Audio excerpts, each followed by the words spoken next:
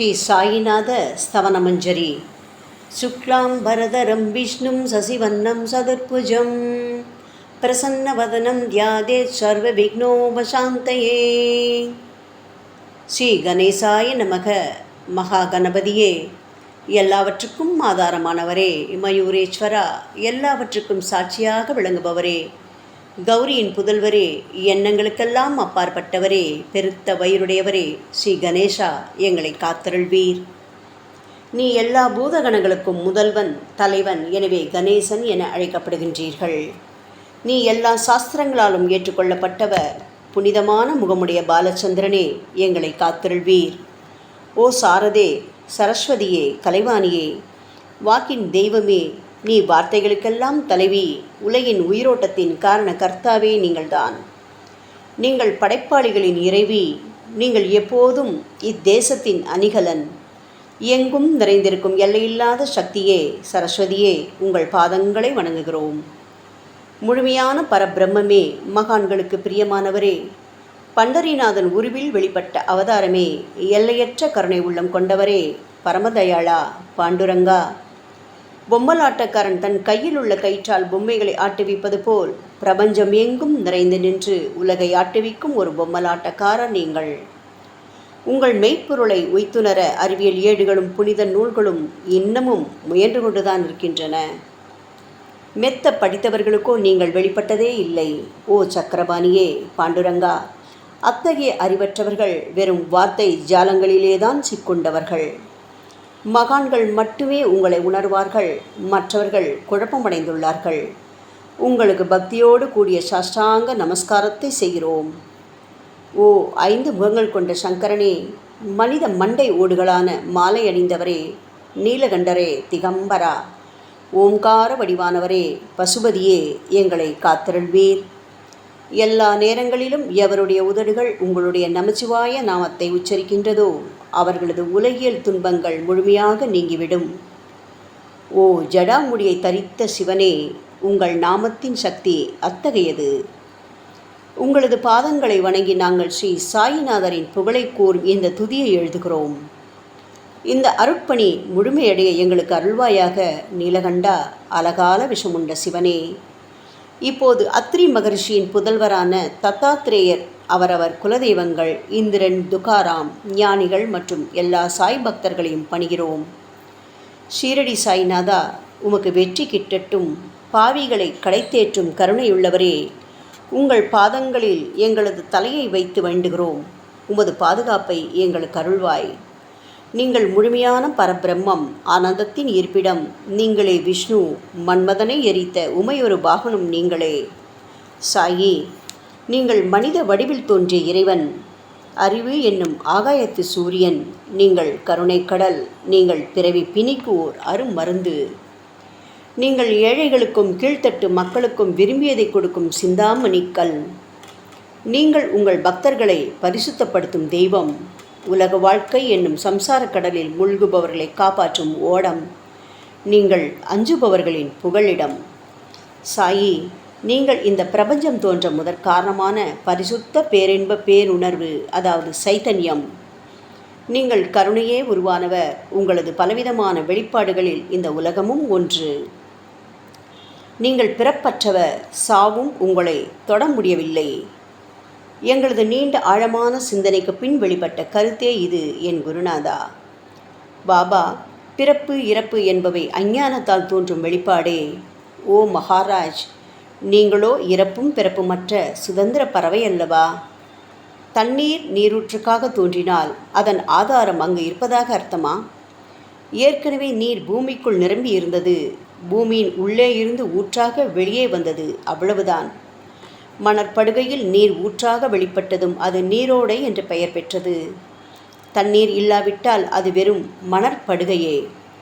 இந்த மணற்படுகையில் தண்ணீர் ஊற்றாக வந்தாலும் அல்லது வற்றி போனாலும் தண்ணீருக்கு அதனால் ஒன்றும் ஆவதில்லை.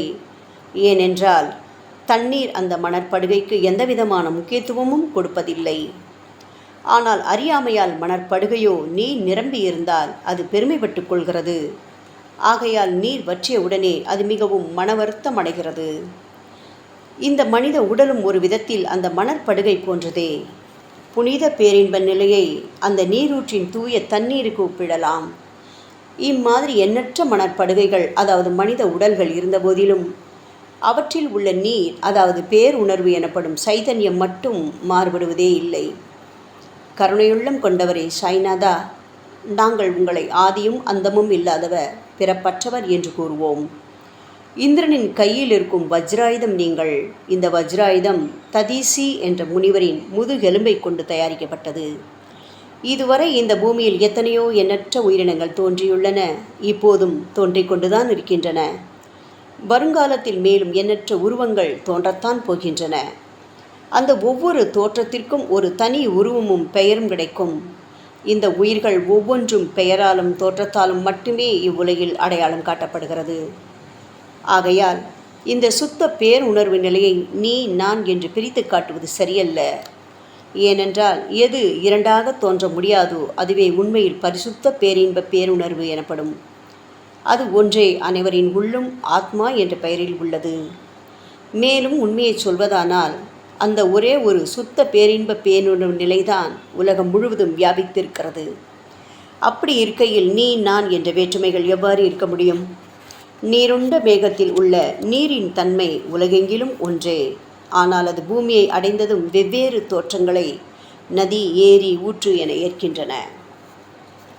கோதாவரி மணற்படுகையில் விழும் நீர் கோதாவரி நதி என்று அழைக்கப்படும். அதே சமயம் கிணறு ஒன்றில் விழும் நீருக்கு அந்த சிறப்பு தகுதி கிடைப்பதில்லை. கோதாவரி நதி மிகவும் புனிதமானது.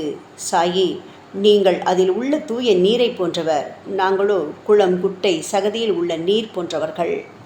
நம் இருவருக்கும் இடையே உள்ள வித்தியாசம் இதுதான்.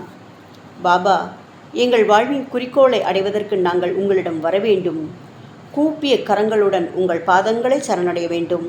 ஏனென்றால் நீங்கள் ஒருவரே புனிதத்தின் உறைவிடம் என் குருநாதா. புனிதமடைந்த கோதாவரி நதி மணற்பரப்பில் மழை நீர் பாயத் தொடங்கும் போது அந்த நீர் புனிதத்தன்மையை அடையும். அதை வெறும் தண்ணீராக மட்டும் கருதினால் அந்த தண்ணீர் தான் எல்லா இடங்களிலும் இருக்கிறதே. கோதாவரி நதி தீரம் முழுவதும் புனிதமாக கருதப்பட்டது. பூமியின் அந்த மணற்பகுதி அதன் புனிதத்தன்மையை நிர்ணயம் செய்கிறது. நீருண்ட மேகத்தில் நின்று கீழே விழுந்த நீரின் புனிதத்தன்மையை எந்த பூமியின் பகுதி மாற்றவில்லையோ அந்த பகுதியை கோதாவரி என்று கூறுவார்கள். மற்ற பகுதிகளில் விழுந்த நீர் அந்த பகுதியில் உள்ள மண்ணின் குணத்தை ஏற்றுக்கொண்டது, புனிதத்தன்மையை இழக்கிறது. மேகத்தில் பரிசுத்தமாக இருந்த நீர் அசுத்தமாகவும் கசப்பாகவும் உப்பாகவும் மாறிவிட்டது. 6 வித உட்பகைகளான காமம், கோபம், பேராசை, வெறுப்பு, அகங்காரம், பொறாமை இவற்றை அகற்றி புனித உடலெடுத்து வந்த குருதேவா, தங்களை புனித மகான் என்று அழைப்பதே சால பொருந்தும். ஆகவே நீங்களே புனித கோதாவரி. நாங்கள் உங்களை புனித கோதாவரியாக உருவம் செய்கிறோம். இயங்கும் அத்தனை படைப்புகளிலும் நீங்கள் சிறப்புற முதன்மை பெறுகின்றீர்கள். உலகம் தோன்றியது முதலே பிரம்மா உயிர்களை படைக்க ஆரம்பத்திலிருந்தே கோதாவரி நதி இருக்கிறது. நீர் நிறைந்து பாயும் அந்த நதியில் இன்று வரை தண்ணீர் வற்றியதே இல்லை. ராமர் கோதாவரி நதியின் கரைக்கு வந்தபோது ஓடிக்கொண்டிருந்த தண்ணீர் இன்று வரை அதே இடத்தில் எப்படி இருக்க முடியும்? கோதாவரி நதியின் மணற்படுகை மட்டும் அதேதான். தண்ணீர் கடலை சென்றடைந்து விட்டது. ஆனால் அந்த கோதாவரி நீர் படுகையுடன் புனிதத்தன்மை மட்டும் என்றுமே மாறாமல் இன்று வரை அப்படியே உள்ளது. ஒவ்வொரு வருடமும் பழைய நீர் வெளியேறி புதிய நீர் அதற்குள் பாய்கிறது.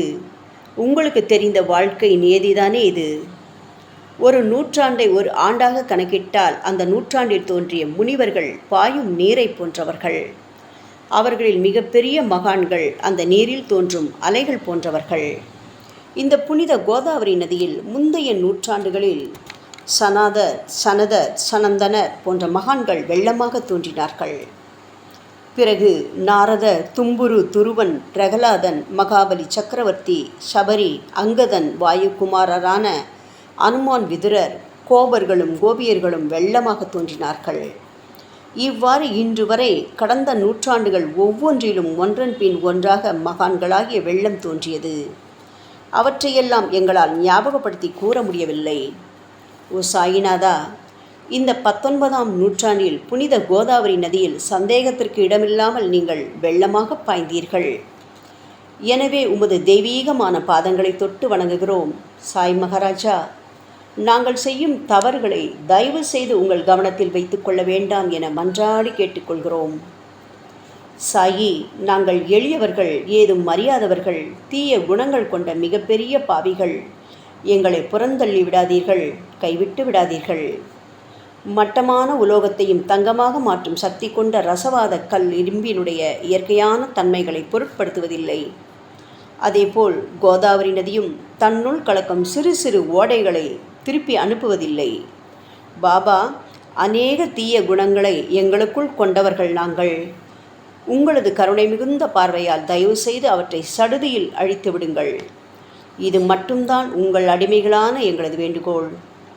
ரசவாத கல்லின் தொடர்பு ஏற்பட்டும் இரும்பின் இயற்கை தன்மைகள் அழிக்கப்படாவிட்டால் சாயிநாதா, அது ரசவாத கல்லின் பெருமைக்கு இழுக்கல்லவா? பாபா, எங்களை பாவியாகவே இருக்கும்படி விட்டுவிடாதீர்கள். தங்களை குறைவாக மதிப்பிட்டு கொள்ளாதீர்கள். நீங்கள் ரசவாத கல், நாங்கள் இரும்பு. எங்களுக்கு ஏற்படும் இழிவுகள் தங்களுக்கு ஏற்படும் இழிவுகள் அல்லவா? சாய்நாதா, குழந்தைகள் தவறு செய்து கொண்டேதான் இருக்கிறது. ஆனால் அதற்காக தாயார் என்றுமே கோபமடைவதில்லை. இதை தயவு செய்து தாங்கள் நினைவில் வைத்துக்கொண்டு எங்களுக்கு உங்கள் அருளாசிகளை தாருங்கள். ஓ சத்குரு சாய்நாதா, நீங்கள் எனது கற்பக விருட்சம், சம்சார கடலை கடக்க உதவும் கப்பல். சந்தேகத்திற்கு இடமின்றி நீங்கள் ஒருவர் மட்டுமே எங்களை கடை தேற்ற முடியும். சாயி, நீங்களே எங்களுக்கு காமதேனுவாகிய பசு. நீங்கள் சிந்தாமணிக்கல், ஞான வானில் சூரியனும் நீங்களே. நீங்கள் நற்பண்புகளின் சுரங்கம், ஸ்வர்க்கத்திற்கு ஏறிச் செல்ல உதவும் ஏனியும் நீங்களே அல்லவா எங்களது குருநாதா? புனித செயல்களின் நிறைகள் நிறைய கொண்டவரே, பரிசுத்தமானவரே, சாந்தி மற்றும் பேரின்பத்தின் மொத்த உருவமே தீனதயாளா, குறைகளற்ற முழுமையான அறிவாக உருவெடுத்தவரே, மனிதர்களில் உன்னதமானவரே, சாந்தி மற்றும் மன்னிப்பதின் உறைவிடமே, எங்களின் அடைக்கலமே, எங்களை ஆசீர்வதியுங்கள், எங்களை ஆசீர்வதியுங்கள். கலியுகம் ஆரம்பித்தவுடன் மகாவிஷ்ணுவால் உலகம் உய்ய அனுப்பப்பட்ட 9 நாதர்களில் ஒருவரான சத்குரு மச்சீந்திரநாதரும் நீங்களே. பரமேஸ்வரன் நெற்றிக்கண்ணை திறந்தவுடன் அந்த அக்னியில் தோன்றிய மகாத்மா ஜாலந்தரும் நீங்களே. நீங்கள் மகாராஷ்டிராவில் தோன்றி பக்தி மார்க்கத்தை பரப்பிய ஞானிகளான நிவிருத்திநாத, ஞானேஸ்வர், கபீதாசர், ஷேக் முகமது ஏகநாதர். சாயி, நீங்கள் சிவனின் ஓர் அவதாரம், தத்தகுரு. நீங்களே பண்டரிநாதர். நீங்களே ஆஞ்சநேயரின் மறு அவதாரம், ராமதாசர். நீங்கள் மகாராஷ்டிர ஞானி பாண்டுரங்கன் மீது கீர்த்தனை ஏற்றிய துகாராம். சாயிநாதா, நீங்கள் முஸ்லிம் ஞானி ராமபக்தர் சகாராம். நீங்கள் தத்தாத்திரேயின் மறு அவதாரம், மாணிக் பிரபு. பாபா, உங்களது அவதார தோற்றம் மற்றும் உங்களுடைய எண்ணற்ற தன்மையை புரிந்து கொள்ள எங்களுக்கு உண்மையில் கடினமாக இருக்கிறது. உங்களது ஜாதி குலம் பற்றிய எதையும் நீங்கள் எவருக்கும் வெளிப்படுத்தியதில்லை. சாயி, சிலர் உங்களை முஸ்லிம் என்கிறார்கள், சிலரோ உங்களை பிராமணர் என்கிறார்கள். கிருஷ்ண பரமாத்மாவை போன்று எண்ணற்ற தெய்வீக லீலைகளை செய்வதெல்லாம் உங்களுக்கு ஒரு விளையாட்டல்லவா? ஸ்ரீ கிருஷ்ண பரமாத்மாவை பார்த்து பல்வேறு மக்கள் பலவிதமான பெயர்களிட்டு அவரை அழைத்தனர்.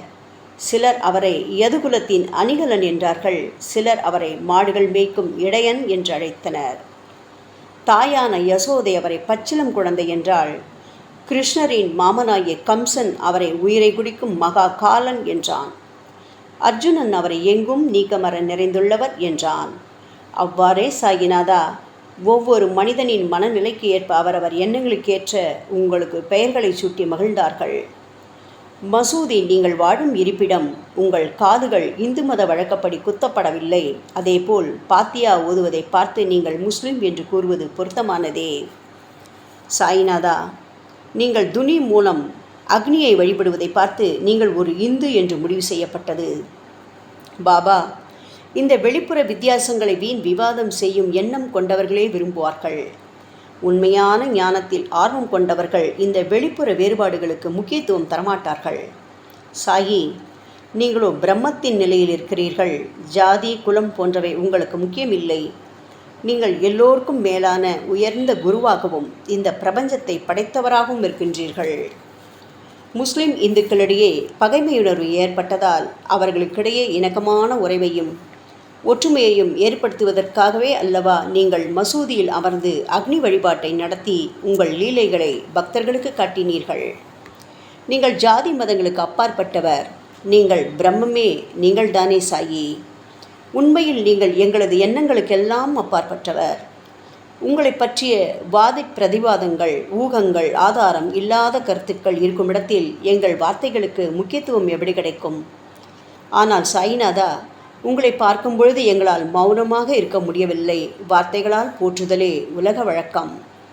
எனவே உங்கள் அருள் ஆசையுடன் சாயிநாதா, வார்த்தைகளால் எப்படியெல்லாம் உங்களை போற்ற முடியுமோ அவ்வண்ணமே போற்றி புகழ்கிறோம். கடவுளின் நிலையை விட மகான்களின் நிலை வேறுபட்டும் மிக உயர்ந்ததாகவும் இருக்கும். மகான்களின் அருகில் நான், எனது போன்ற எண்ணங்களுக்கு இடமே இல்லை. கடவுளை வெறுத்ததால் இரண்யகசிபுவும் விஷ்ணுவால் கொல்லப்பட்டார். ராமனால் ராவணன் கொல்லப்பட்டனர். மகான்கள் கைகளால் இத்தகைய துர்சம்பவங்கள் ஏற்பட்டதே இல்லை. அரசன் கோபிச்சந்தன் முனிவர் ஜாலந்தரரை சாணக்குவியலுக்குள் புதைத்தான்.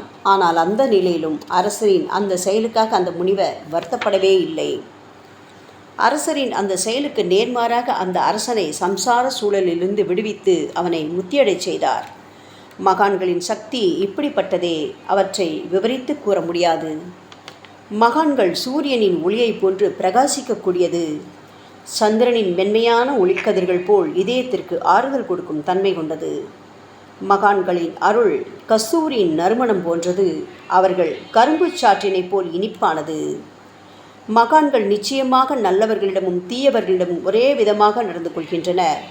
அதற்கும் மேலாக பாவிகளிடம் அவர்கள் காட்டும் அன்பு அளவிட முடியாதது. கோதாவரி நதியில் அழுக்கடைந்த துணிகளே சுத்தம் செய்யப்பட வேண்டி வருகின்றன. சுத்தமான துணிகள் கோதாவரி நதியில் நின்று வெகு தூரத்தில் பெட்டியிலேயே தங்கிவிடுகின்றன. பெட்டியில் வைக்கப்பட்டிருந்த அந்த துணியும் ஒரு முறை கோதாவரி நதிக்கரைக்கு துவைப்பதற்காக வந்தது. இந்த உவமையில் பெட்டிதான் வைகுண்டம், நீங்களே கோதாவரி. கோதாவரி நதிக்கரையின் நம்பிக்கை. எல்லா உயிரினங்களும் துணிகள். 6 விதமான மன விகாரங்களான காமம், கோபம், கஞ்சத்தனம், மதம், பொறாமை, மோகம் ஆகியவையே அவைகளை பற்றியுள்ள அழுக்கு. சாய்நாதா, தங்கள் பாதார விந்தங்களை வணங்குவதே கோதாவரியில் செய்யப்படும் புனித குளியல். ஓ சமர்த்தரே, எங்களது எல்லா பாவங்களையும் மன அழுக்கங்களையும் போக்கி எங்களை சுத்தப்படுத்துங்கள் குருநாதா. பாபா, எங்கள் சம்சார வாழ்க்கையில் உழலும் மக்களாகிய நாங்கள் மேலும் மேலும் பாவம் செய்கின்றவர்களாக இருக்கிறோம். எனவேதான் உங்களை போன்ற மகான்களின் தரிசனம் பெறுவதற்கு நாங்கள் தகுதியுடையவர்களாகிறோம். கோதாவரி நதியில் தண்ணீர் நிரம்பியுள்ளது. படித்துறையில் துவைப்பதற்காக துணிகள் வருகின்றன. அவை துவைக்கப்பட்டு சுத்தப்படுத்தப்படாவிட்டால் அது கோதாவரி நதிக்கல்லவா இழுக்கை தேடித்தரும்? என் குருநாதா, நீங்கள் அடர்ந்த இலைகளுடன் கூடிய நிழலையும் குளிர்ச்சியையும் தரும் மரம். உண்மையில் நாங்கள் எல்லாம் வழிப்போக்கர்கள். எங்களை 3 வித துக்கங்கள், அதாவது இயற்கை இடர்பாடுகளால் வரும் துன்பங்கள், எங்களது உடலுக்கு வரும் நோய்கள், நொடிகள், அஞ்ஞானத்தால் நிரப்பிவிடும் பாவ மூட்டை எனப்படும் வெயில் கடுமையாக சுட்டெரிக்கின்றன. கருணாமூர்த்தியே சாயி, அந்த சுட்டெரிக்கும் 3 வித தாபங்களின் வெப்பத்திலிருந்து தயவு செய்து எங்களை காப்பாற்றும். தங்களது கருணை என்னும் குளிர் நிழல் இந்த சம்சாரம் என்னும் வாழ்க்கை கடலை கடக்க உதவும் தன்மை கொண்டது. பாபா, மரத்தின் அடியில் அமர்ந்தும் ஒருவன் சூரியனின் சுட்டெரிக்கும் வெப்பத்தை உணர்ந்தால் அந்த மரத்தை நிழல் தரும் மரம் என்று கூற முடியுமா? என் குருநாதா, சாயி, உங்கள் அருளின்றி இந்த உலகில் நல்லது என்பது ஏற்படுவதில்லை. எனவேதான் தர்மத்தை நிலைநிறுத்துவதற்காக அந்த பரந்தாமனே அர்ஜுனனுக்கு நண்பனாக, வழிகாட்டியாக மற்றும் ஆன்மீகவாதியாக மாறினார். சுக்ரீவனின் அன்பினால்தானே விபீடனன் அரசன் ராமனின் நட்பை பெற்றான். சொல்லப்போனால் ஸ்ரீஹரியும் மகான்கள் மூலமாகத்தான் பெருமை பெற்றார். பிரம்மம் என்பது உருவமற்றது. எனவேதான் வேதங்களால் அதை வர்ணித்து கூற முடியவில்லை. ஆனால் பூமியில் அதை மனித உருவில் தோன்ற வைத்து மகான்கள் அதன் உருவமற்ற தன்மையை மாற்றினர். தாமாஜி என்ற பக்தனுக்காக பகவான் பாண்டுரங்கனை ஒரு தாழ்த்தப்பட்ட குலத்தில் பிறந்தார். சோகமேளா என்ற தாழ்த்தப்பட்ட குலத்தில் பிறந்த பக்தருக்காக உலகை காக்கும் தெய்வமே இறந்த எருமைகளின் உயிரற்ற உடல்களை எடுத்தார். மகாராஷ்டிர ஞானி மகான் ஏக்நாத் என்ற பக்தனின் பெருமையை உணர்ந்த பரம்பொருள் பாண்டுரங்கனின் மாறுவேடத்தில் வந்து தண்ணீர் சுமந்து உழைத்தார். உண்மையில் மகான்கள் எல்லாவற்றையும் தாங்கும் சக்தியும் சச்சிதானந்த பிரபுவாகிய இறைவனின் எஜமானர்களே. இறைவனை விட மகான்கள் பெருமை பெரியதல்லவா? பாபா, இதற்கு மேல் நாங்கள் சொல்வதற்கு எதுவுமில்லை. நீங்களே எங்களின் தாயும் தந்தையும். ஷீரடி கிராமத்தில் வசிக்கும் என் சத்குரு சாய்நாதா. சாயி, உங்கள் லீலைகளை எவர் ஒருவராலும் உண்மையிலேயே முழுமையாக புரிந்து கொள்ள முடியாது என்கின்ற போது சாதாரண மனிதனாகிய நான் எவ்வாறு அவற்றை விளக்க முடியும் கூறுங்கள்? எல்லா உயிரினங்களையும் காப்பாற்ற நீங்கள் ஷீரடிக்கு வந்திருக்கின்றீர்கள். மண் அகல் விளக்குகளில் வெறும் தண்ணீரை ஊற்றி அவற்றை எரிய வைத்தீர்கள். மிக குறுகிய மரப்பலகையை தொங்கும் ஊஞ்சல் படுக்கையாக்கி உங்கள் யோக சக்தியை உங்கள் பக்தர்களான எங்களுக்கு காட்டினீர்கள். அநேக பெண்களின் மலட்டுத்தன்மையை முழுவதுமாக நீக்கி குழந்தை பாக்கியத்தை பெறச் செய்தீர்கள். உதியின் மூலம் தீர்க்க முடியாத வியாதிகளையும் குணப்படுத்தி பரிபூர்ண சுகம் கொடுத்தீர்கள். என் சாயியே, இவ்வுலக சம்பந்தமான துன்பங்களை நீக்குவது உங்களுக்கு ஒரு பொருட்டே அல்ல. யானை ஒன்று எறும்பை சுமையாக கருதுமா? குருராயா, இப்பொழுது உங்களது பாதங்களை சரணடைந்து விட்டோம். எங்களை திருப்பி அனுப்பி புறந்தள்ளி விடாதீர்கள். எங்களின் மகாராஜ், நீங்கள் அரசர்களுக்கெல்லாம் அரசன். நீங்கள் குபேரனை விட செல்வமடைந்தவர். நிச்சயமாக தன்னிகரற்ற வைத்தியர். உங்களை விட மேலானவர் இந்த உலகில் நிச்சயமாக எவருமே இல்லை சாயி. மற்ற கடவுள்களை வணங்குவதற்கு தனித்தனியாக பூஜை பொருட்களும் வழிபாட்டு முறைகளும் உள்ளன. ஆனால் உங்களை வணங்குவதற்கு தகுதியான பொருட்களே இந்த உலகில் இல்லை என் குருநாதா. சூரியனின் ராஜ்யத்தில் தீபாவளி பண்டிகையை கொண்டாடுவதென்றால் எவ்விதமான பொருட்கள் கொண்டு அதை கொண்டாடுவோம்? சமுத்திரத்தின் தாகத்தை தணிப்பதற்கு பூமியில் போதுமான தண்ணீர் கிடைக்காது. நெருப்பை சூடாக்குவதற்கு எங்கிருந்து அக்னியை கொண்டு வருவது? ஓ ஸ்ரீ சமர்த்த குருராயா, பூஜை செய்ய உதவும் பொருட்கள் யாவற்றிலும் இருப்பது உன் ஆத்மாவே. ஆரம்பம் முதலே அவை உன் ஒரு பகுதியே அல்லவா? மேலே கூறப்பட்டவையெல்லாம் தத்வார்த்த ரீதியில் கூறப்பட்டவையே. அனுபவங்கள் இன்றி கூறப்படும் வார்த்தை ஜாலங்கள் வீணே. சம்பிரதாய சடங்குகளின்படி உங்களுக்கு பூஜை செய்ய வேண்டுமென்றால் அதனை செய்வதற்கு தேவையான பூஜை சாமான்கள் எங்களிடத்தில் இல்லையே குருநாதா. கருணாமூர்த்தியே, எங்களின் கற்பனை திறனின் அடிப்படையில் உங்களுக்கு வழிபாடு செய்கின்றோம். தயவு செய்து அந்த வழிபாட்டை இந்த அடிமைகளிடமிருந்து ஏற்றுக்கொள்ளுங்கள். சாயி, இப்பொழுது எங்களது அன்பு மிகுந்த கண்ணீரால் உங்கள் பாதங்களை கழுவுகிறோம். உண்மையான பக்தி என்னும் சந்தனத்தை அரைத்து சாந்தாக்கி உமக்கு இடுகிறோம். அழகிய வார்த்தைகளால் எழுதப்பட்ட இந்த துதியையே உமக்கு மாலையாக அணிவிக்கின்றோம். எங்களது கெட்ட குணங்களை தூபமாக்கி உமக்கு முன் எரிய விடுகிறோம். உமக்கு முன் எரியும் போது எந்தவிதமான தீய வாசனையும் எழுவதில்லை. சாயி, உமக்கு முன்பு இல்லாமல் வேறு எங்காவது இந்த தூபம் எரிய விடப்பட்டால் அது கீழே உள்ளது மாதிரி ஆகும். அதாவது சாம்பிராணியை நெருப்பில் போட்டவுடன் அது பொசுங்கி அதில் உள்ள நல்ல மனம் என்ற நற்குணம் அதை விட்டு மறைந்து போகிறது. பாபா, உமக்கு முன் அது எரியும் போது எங்களது கெட்ட குணம் என்கின்ற அழுக்குகள் எரிந்து நல்ல குணம் மட்டுமே மிஞ்சியிருக்கிறது. மனதில் உள்ள தீய குணங்கள் யாவும் எரிந்த பிறகு மனம் வாசற்ற தூய கங்கை தீர்த்தம் போல் ஆகின்றது. கருணைமூர்த்தியே, மாயை மோகம் என்ற தீபத்தை உமக்கு முன் ஏற்றி காட்டுகிறோம். அதன் மூலம் எங்களது மனம் வைராக்கியத்தை அடைய அருள்வீராக. பரிசுத்தமான நம்பிக்கை என்ற சிம்மாசனத்தை நீங்கள் என்னுள் அமர்வதற்கு ஆசனமாக உமக்கு தருகிறோம். அதில் அமர்ந்து கொண்டு எங்களது பக்தி என்ற நைவேத்தியத்தை ஏற்றுக்கொள்ளுங்கள் சாயி. எங்களது பக்தி என்ற நைவேத்தியத்தை ஏற்றுக்கொண்டு அதன் சாரை மட்டுமாவது எங்களுக்கு தயவு செய்து கொடுப்பீராக. ஏனெனில் நாங்கள் எல்லாம் உமது பால்குடி மாறாத பச்சிலம் குழந்தைகள் அல்லவா. உங்கள் அருட்பாலில் எனக்கு உரிமை உண்டு. பாபா, என் மனத்தையே உமக்கு தட்சணையாக கொடுக்கிறேன். ஆகையால் நாங்கள் செய்யும் காரியங்கள் யாவற்றிலும் நான் செய்கின்றேன் என்று நாங்கள் உரிமை கொண்டாட முடியாது. ஏனென்றால் நினைக்கும் மனத்தைத்தான் உமக்கு அர்ப்பணித்து விட்டோமே சாயி. இப்பொழுது பணிவுடன் கூடிய பிரார்த்தனையோடு உங்கள் பாதங்களில் சாஷ்டாங்க நமஸ்காரம் செய்கிறோம். ஓ தெய்வீக சாய்நாதா, தயவு செய்து நீங்கள் அதை ஏற்றுக்கொள்ளுங்கள். 8 பிரார்த்தனைகள். சாய்நாதா, சாந்தமான மனமுடையவரே, அறிவின் சிகரமே, அன்புள்ளம் கொண்டவரே, கருணை கடலே, உண்மையின் உறைவிடமே, மாயை என்னும் இருளை அகற்றுபவரே, ஜாதி மதங்களுக்கு அப்பாற்பட்ட துறவியே, எங்களின் புரிந்து கொள்ளும் திறமைக்கும் அப்பாற்பட்டவரே, அன்பின் இருப்பிடமே ஷிரடிநாதா, எங்களை காப்பாற்றும், எங்களை காப்பாற்றும். ஞான சூரியனே, ஞானத்தை அளிப்பவரே, எல்லாவித நல்ல செயல்களையும் செய்பவரே, பக்தர்களின் மனங்களில் ஒளிரும் பரமஹம்சரே, தங்களை சரணடைந்தவர்களை காப்பவரே. சாயி, படைக்கும் தொழில் புரியும் பிரம்மாவே நீங்கள், காக்கும் கடவுள் விஷ்ணுவே நீங்கள், 3 உலகங்களையும் கடைசியில் லயமடையச் செய்யும் ருத்ரனுமான சிவனும் நீங்களே. பாபா, நீங்கள் இல்லாத இடமே இந்த பூமியில் ஏது? எல்லாம் அறிந்த இறைவன் நீங்கள், எங்கள் அனைவரின் இதயங்களிலும் வசிப்பவரும் நீங்கள்தானே சாயி. என் குருநாதா, எங்களது எல்லா குற்றங்களையும் மன்னிக்க வேண்டும் என வேண்டி கேட்டுக்கொள்கிறோம். அலை அலைகளாக வரும் சந்தேகங்களையும் மன மயக்கங்களையும் போக்குவீராக. சாயிநாதா, நீங்கள் பசு, நான் புதிதாக பிறந்த இளங்கன்று. நீங்கள் சந்திரன், நாங்கள் சந்திரகாந்தக்கல். தங்கள் பாதங்கள் புண்ணியத்தை கொடுக்கும் கங்கை நதி. பணிவுடன் சாய் அடிமைகளான நாங்கள் உங்கள் பாதங்களில் வணங்குகிறோம். உங்கள் கைகளை எங்கள் தலைமீது வைத்து ஆசை கூறுங்கள். எங்களது கவலைகளும் துன்பங்களும் அனைத்தும் பறந்தோடட்டும். நாங்கள் எல்லாம் உங்கள் குழந்தைகள் அல்லவா சாயி. பாபா, இந்த 8 துதிகளையும் கூறி நாங்கள் உங்களை சாஷ்டாங்கமாக நமஸ்காரம் செய்கிறோம்.